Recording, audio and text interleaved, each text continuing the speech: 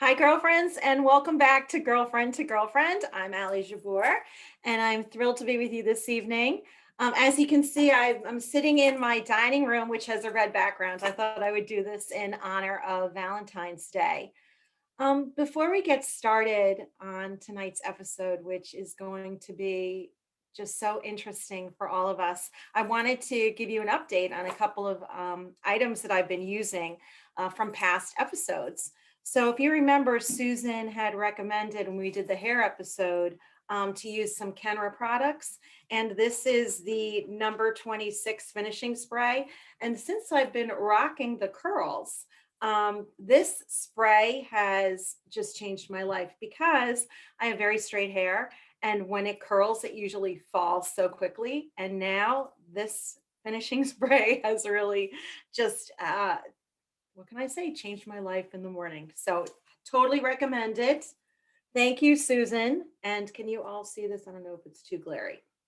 And the other item is I know I've been touting the Rodan and Fields products. So I ordered the Brow Defining Boost and it just arrived today.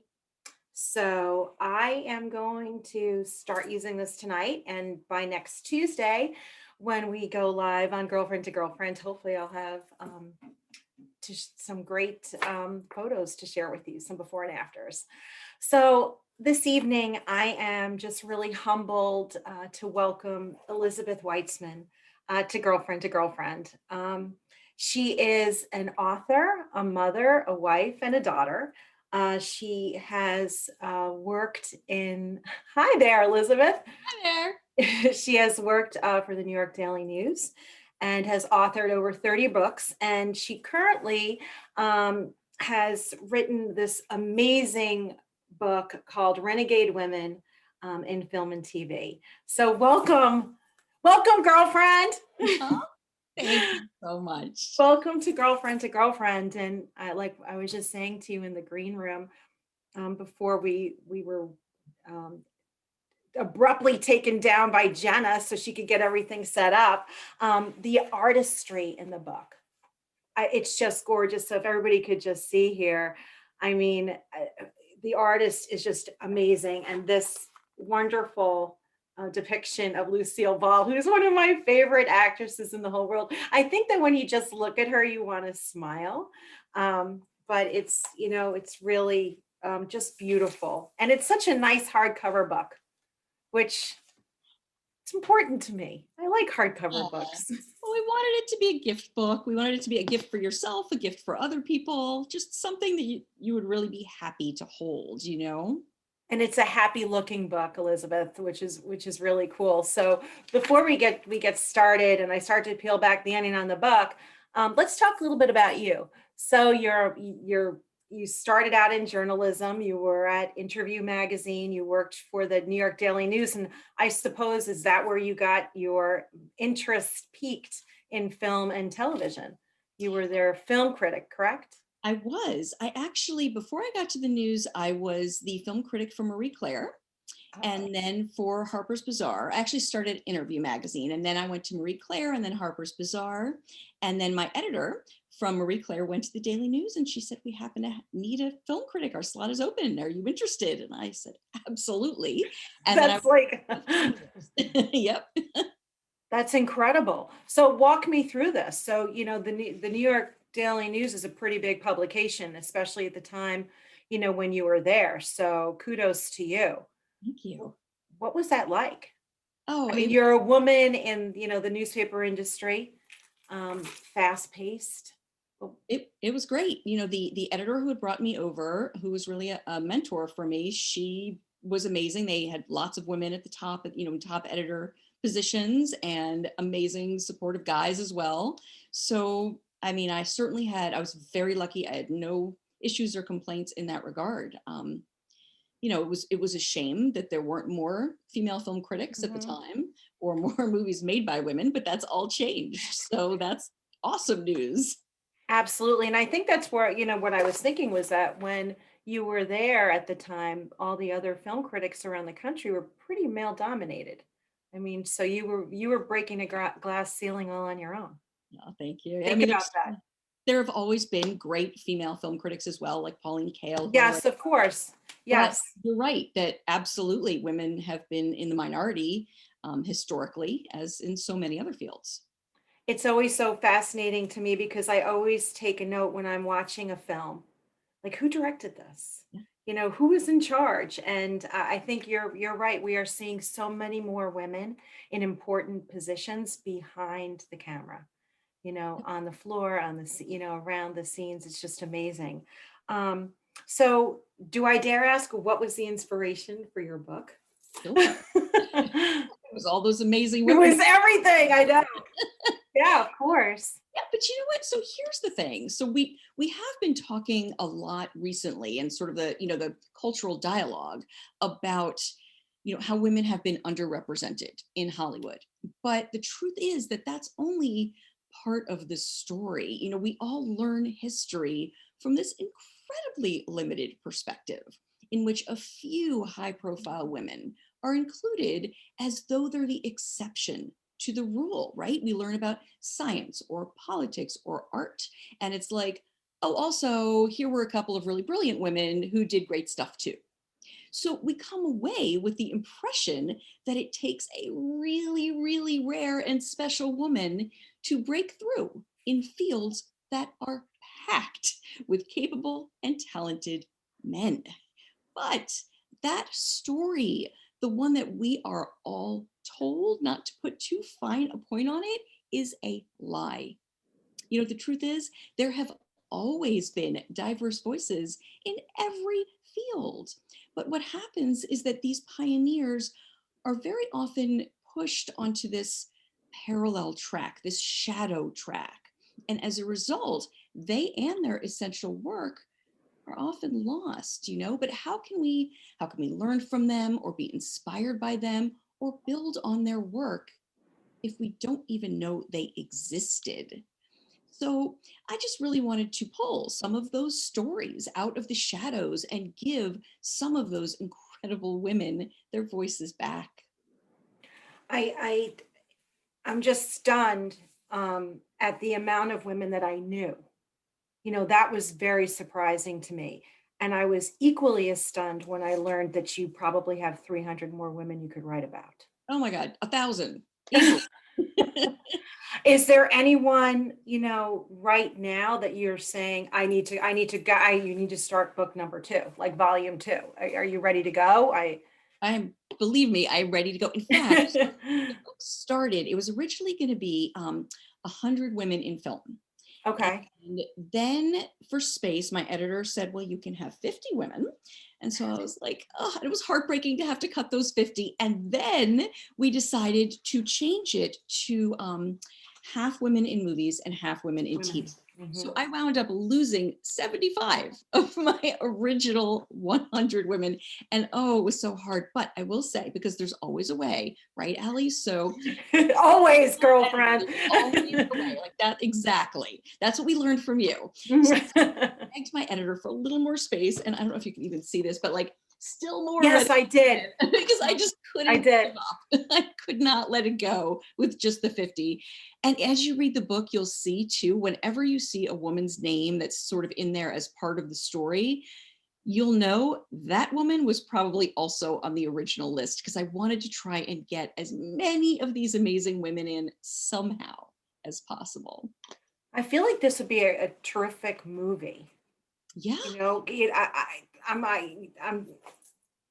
maybe I can make a quick call for you, but I'm just fascinated by it, because all these different cameos and just learning about these women. And I just find it so interesting, like what you wrote about Barbara Walters and Cher. I mean, so many, you don't even realize, first of all, they are brilliant. Yeah. They are so smart. And, from the perspective of sitting, at home and, watching Cher and her variety show and watching Barbara Walters do her interviews, when you think about the depth of these women, it's insane. It really is. And we knew this much of them. This much. Yep, that's right. So what I wanted to do was I wanted to tell you about women that you've never even heard of, and tell you things that you had never heard about women you thought you knew. So every chapter, as I was researching, I mean, women like Oprah, right? We think we know everything about Oprah. We don't have any idea how hard her journey actually was. It's remarkable how difficult it was from the very beginning for her, you know? So I really wanted to show that no matter how big they are and no matter how easy it seems like it's come to them, that's not the case. They're all fighters, you know, they're all pioneers. They all had Mhm. to break new ground in really serious ways.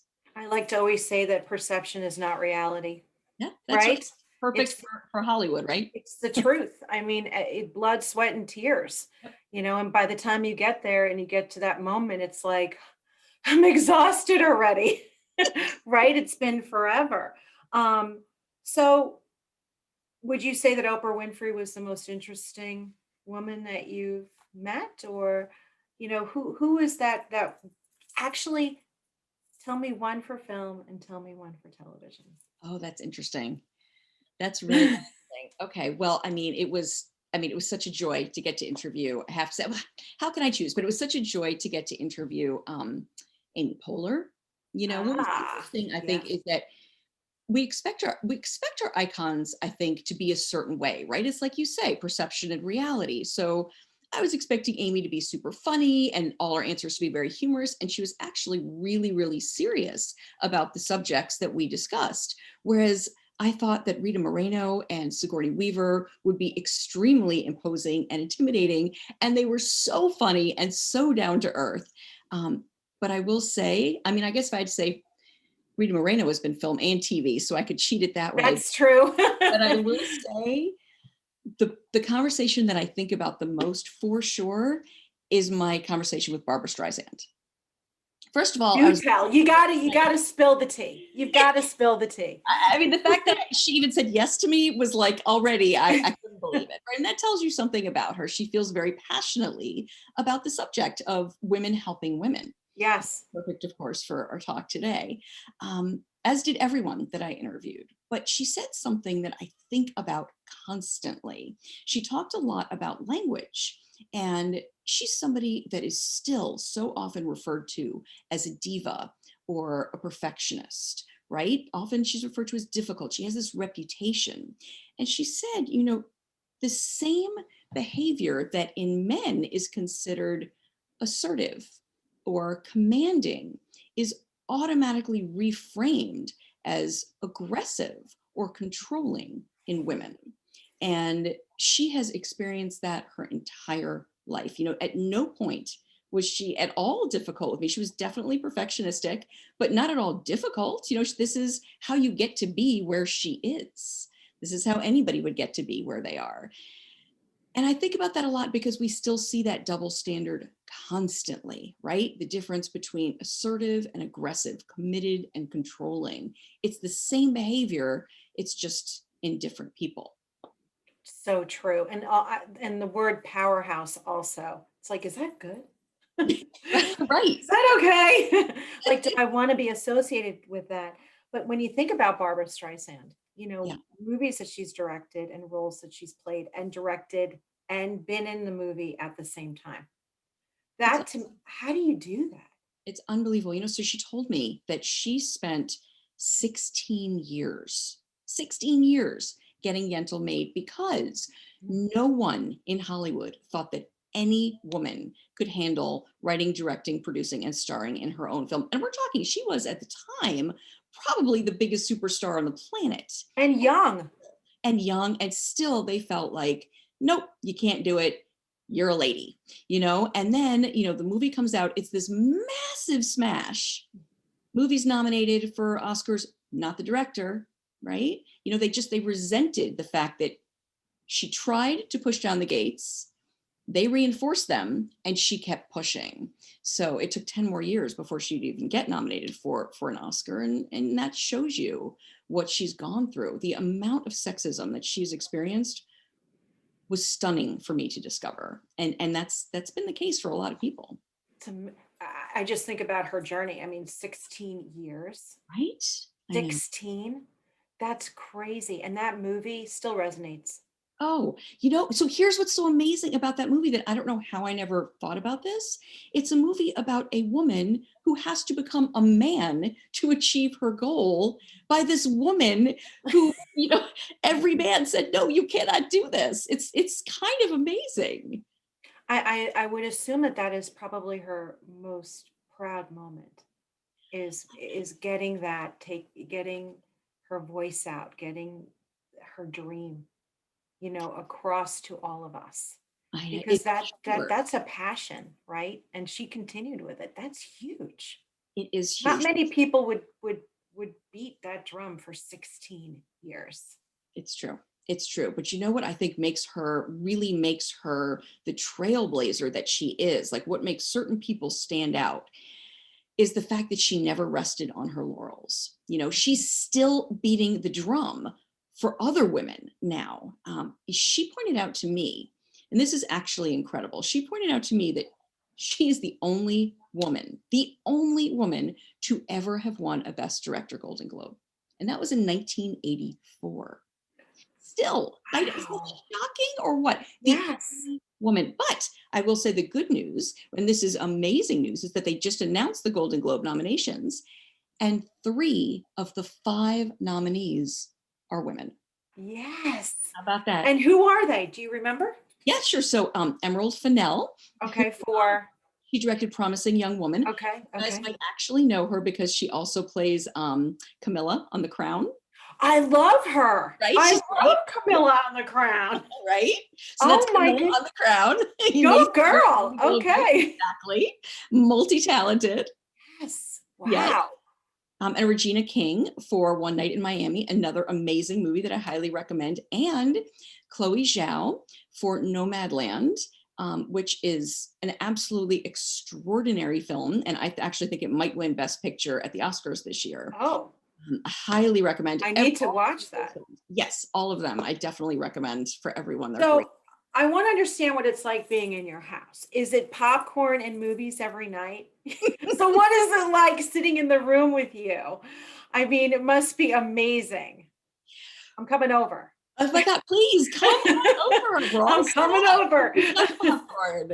I No, will but say, I mean, I see a huge range of movies, right? I just for Sundance, I watched, I think 6 movies in like a 3 or 4 day period. And my husband and my daughter will kind of very often they will wander in, look at whatever's happening on the screen, and just sort of say, nope, and then walk right.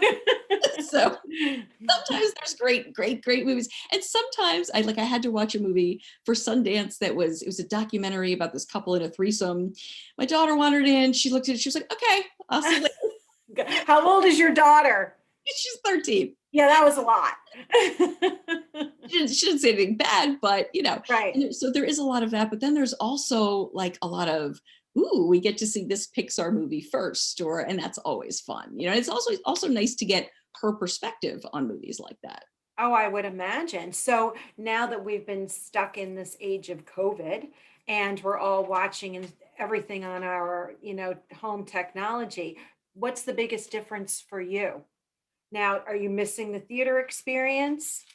I am. I have to say, I mean, I think it's twofold, like so many things in life, right? I would say the plus side is that streaming has actually opened things up to such a huge degree for diverse voices, right? Because so many more things can be released and it's all data driven. So, for example, if we watch all these great movies by these great women, then, for example, Amazon or Netflix, they're going to go buy more movies. Whereas a Yes. studio that has to rent out theaters, they're not going to take those same kinds of risks. They're going to go with the tent poles, with the Marvel movies, that kind of thing, superheroes.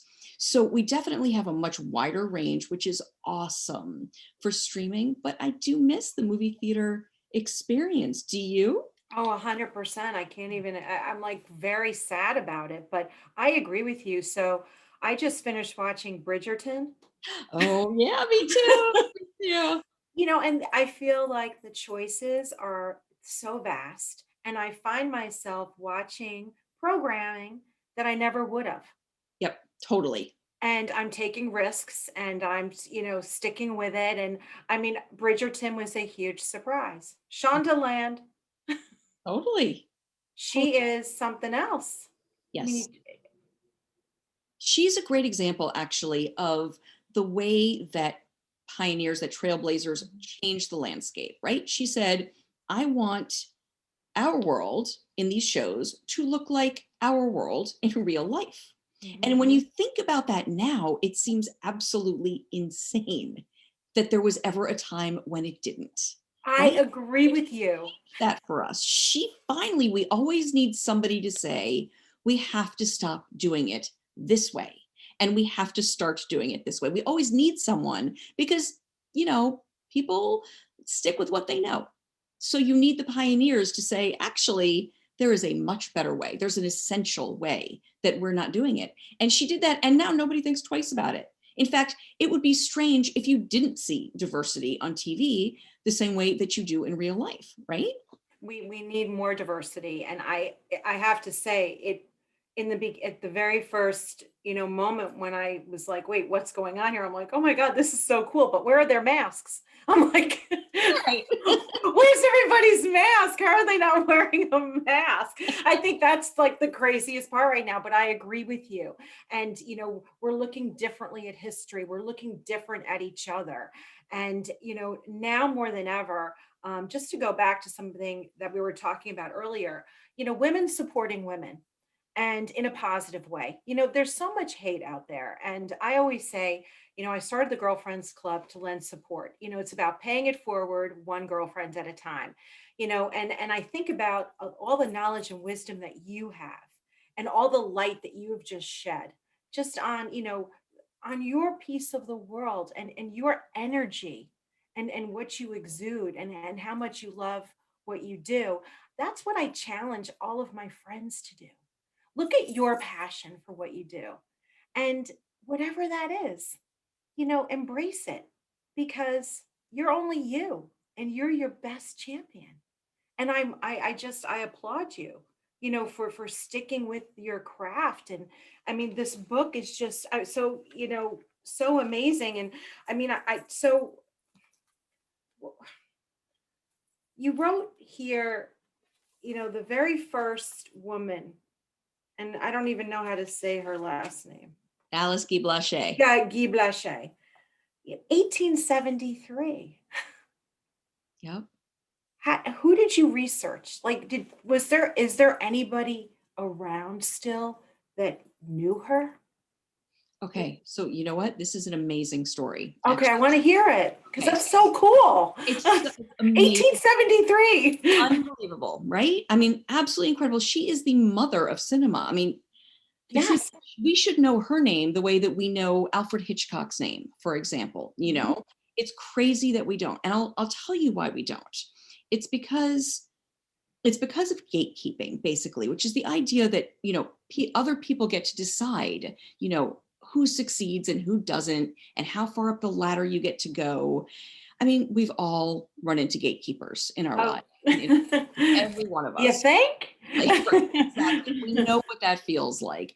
And Alice, unfortunately, man, she ran smack into those gates. Unfortunately, it's such a shame because she helped define cinema before it was cinema. People were using moving pictures as a recording device. They'd record parades or trains or medical procedures. And she said, why couldn't we tell stories this way too, the way that you would with a novel? And she made what many historians believe is the first fictional film called The Cabbage Fairy in 1895. And I mean, it's incredible, historic, right? Why do we not know this? And she did really well. She was so successful. She made over 1,000 movies. She founded a film studio. She was this incredibly successful woman. And then this was in like the Wild West days of Hollywood and of cinema. And then cinema became a business, right? People saw that you could make money. And that's when businessmen came in and they set up those gates. And once that happened, the person who helped create this art form, this entire industry, could not get a single other job. She was never able to make another movie again. And then she lived to be 94. So she also saw the first histories of film being written. And she watched herself systematically omitted from all of them. So she was, like I was saying, she was just erased, just completely erased from history. But there's always a way. So she Right. wrote her own memoir as an older woman. She wrote her own memoir. Unfortunately, she died before they came out. Her daughter-in-law was, determined to get her story out there. So she wrote her memoir. It's called The Memoir of Alice Guy Blaché. It is an absolutely incredible book. It is funny and it is fierce and it is modern. And she tells it like it is. And she does not pull any punches. And that is how I learned the story of Alice Guy Blaché, was straight from the woman herself, who said, no way, you don't get to rewrite the story and leave me out of it. And what an Wow. inspiration, right? That's incredible. I have to get that book now. Yeah. I mean, that's just, I can't thank you enough for sharing that. I'm just flattered that you're here this evening to talk to us and share your story. And I mean, I would be remiss if I didn't mention that you come from a very well-known family, and you are the most humble, down-to-earth, giving, kind sweetheart. Oh, thank And you. I thank you so much for girlfriending, with us. I hope you'll come back. We didn't even like really scratch the surface, but I like that because that means there's always a part two. It's never Yes, just tonight. I would be honored to come back. And I'm so glad to have a new girlfriend now. So Oh, thank me you so much too. for inviting me. Thank you for being here. And I wish you a happy Valentine's Day with your Same family. to you. During COVID, it's like my kids are like, why are we celebrating all these little non things? Like, because it's COVID, we need to celebrate and have a moment. Totally. So, so I wish you happy hearts and thank you so much. And to everyone who tuned in tonight, thank you for spending your evening at Girlfriend to Girlfriend. I'll see you next week. Take care. Thank you. Mwah.